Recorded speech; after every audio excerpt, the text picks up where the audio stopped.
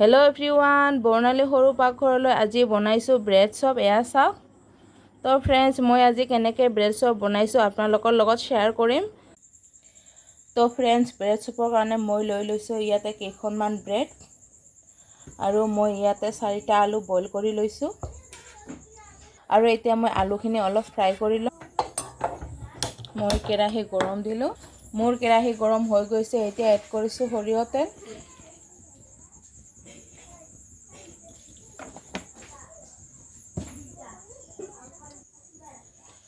মোৰ তেলখিনি গৰম হৈ গৈছে। মই কেইটামান গোটা জিৰা পূৰণ দি দিছোঁ। ফ্লেভাৰৰ কাৰণে 2টা শুকান জলকীয়া দি দিছোঁ পূৰণ, আৰু সৰু সৰুকৈ কাটি লোৱা পিঁয়াজ আৰু কেঁচা জলকীয়াখিনি এড কৰিছোঁ। আৰু মই ইয়াতে লৈছোঁ মেগীৰ মছলা 1 পেকেট, আধা চামুচ জিৰাৰ গুড়ি, আৰু এটা পিঁয়াজ মই ৰুকনিৰে ৰুকি লৈছোঁ। এতিয়া মই এইখিনি এড কৰিম।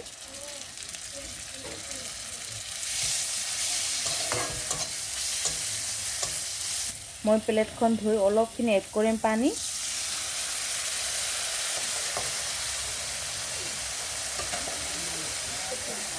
মই পৰিমাণ অনুসৰি এড কৰিম নিমখ। মই 1 চামুচ এড কৰিছোঁ। অলপখিনি এড কৰিছোঁ হালধিৰ গুড়ি, আৰু এতিয়া মই মছলাখিনি ভালকৈ ফ্ৰাই কৰি ল'ম। আৰু 1 মিনিট টাইম মছলাখিনি ফ্ৰাই কৰাৰ পিছত মছলাখিনিৰ পৰা তেলখিনি এৰিছে, আৰু এতিয়া মই বইল কৰি লোৱা আলুখিনি হাতেৰে হেঁচি হেঁচি ভাঙি মই এড কৰিম।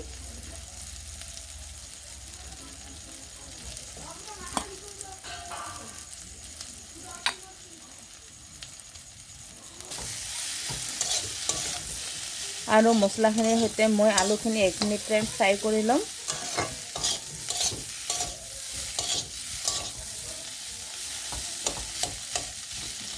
আলুখিনি একেবাৰে মই ভাঙি দিম।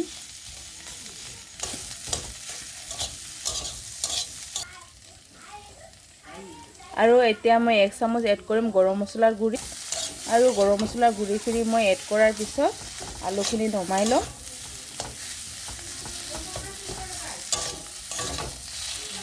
এতিয়া মই গেছটো বন্ধ কৰি দিছোঁ। আলুখিনি নমাই ল'ম। আৰু এতিয়া মই আলুখিনি নমাই লৈছোঁ।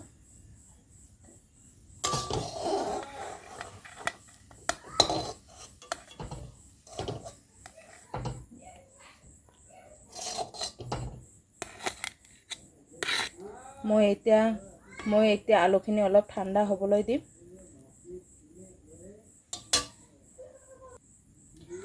আৰু মই এতিয়া লৈছোঁ 1 বাটি বেচন,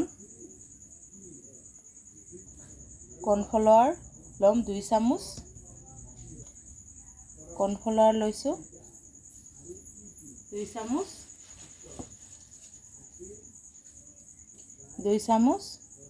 মই ইয়াতে কেইটামান গোলমৰিচ একেবাৰে গুড়ি কৰি লোৱা নাই, এনেকৈ থেতালি লৈছোঁ।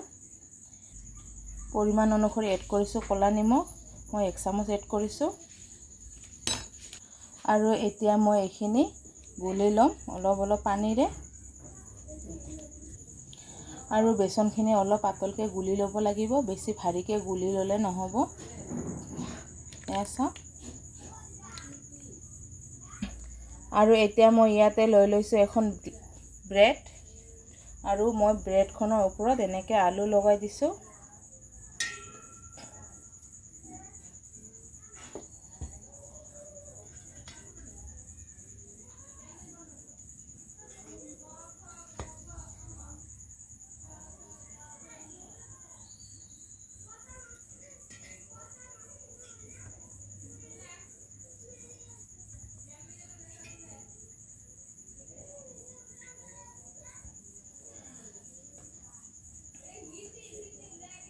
মই এখন ব্ৰেডত এনেকৈ আলু লগাই ল'লোঁ ওপৰ ভাগটো, আৰু এতিয়া আৰু এখন ব্ৰেড মই এনেকৈ দি দিম।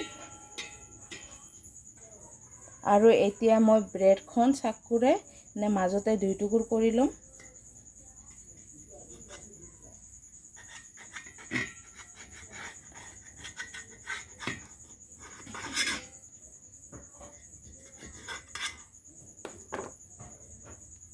মই এনেকৈ 2 টুকুৰ কৰি ললোঁ ব্ৰেডখন। এতিয়া মই আৰু এখন ব্ৰেড লৈছোঁ আৰু ব্ৰেডৰ ওপৰত আলু দিছোঁ।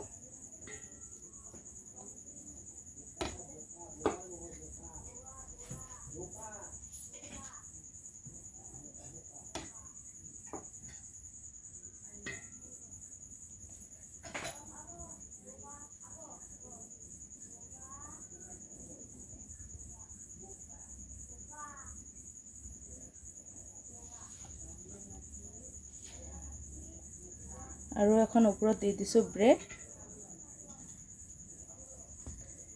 আৰু এইখন ব্ৰেডটো মই চাকুৰে 2 টুকুৰ কৰি ল'ম।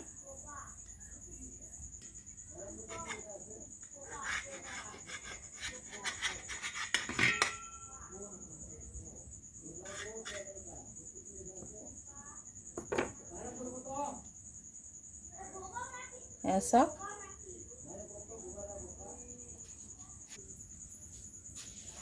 আৰু এইফালে কেৰাহী গৰম হৈ গৈছে, এড কৰিছোঁ ৰিফাইন তেল। ব্ৰেড চপ বনাবৰ কাৰণে ৰিফাইন তেল ইউজ কৰিব লাগিব, সৰিয়হ তেল ইউজ কৰিলে নহ'ব। আৰু মোৰ তেলখিনি গৰম হৈ গৈছে। এতিয়া মই ব্ৰেডখিনি দি দিলোঁ। মই আৰু এখন ব্ৰেড এড কৰিলোঁ। মোৰ কেৰাহীটো যিহেতু সৰু, সেইকাৰণে মই দুখনকৈ ব্ৰেড ফ্ৰাই কৰি ল'ম।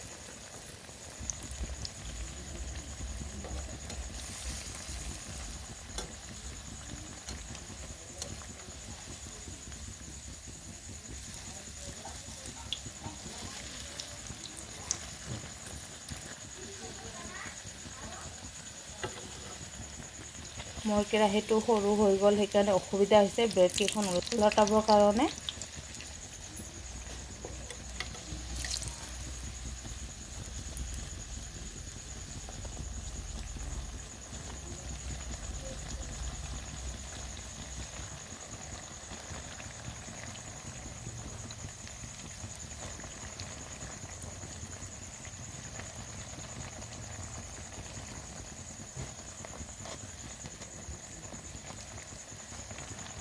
আৰু ব্ৰেড দুখন হৈ গৈছে, মই নমাই লৈছোঁ।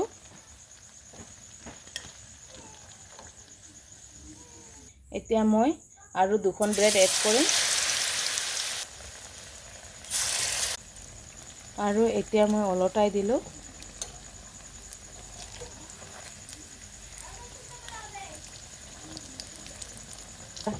আৰু মোৰ ব্ৰেড দুখন ফ্ৰাই কৰা হৈ গৈছে, এতিয়া মই নমাই ল'ম।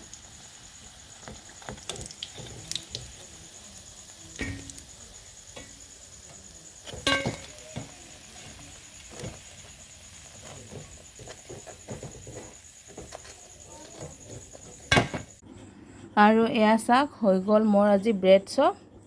আৰু মই আজি চচৰ সৈতে পৰিৱেশন কৰিছোঁ। তো ফ্ৰেণ্ডছ, আজি মোৰ ভিডিঅ' ইমানখিনিয়ে আছিল। আৰু আজি মোৰ ভিডিঅ'টো ভাল লাগিলে আপোনালোকে লাইক, কমেণ্ট, শ্বেয়াৰ কৰিব। আৰু পিছলৈ মোৰ ভিডিঅ'বিলাক চাবৰ কাৰণে মোৰ চেনেলটো ছাবস্ক্ৰাইব কৰিব। ধন্যবাদ।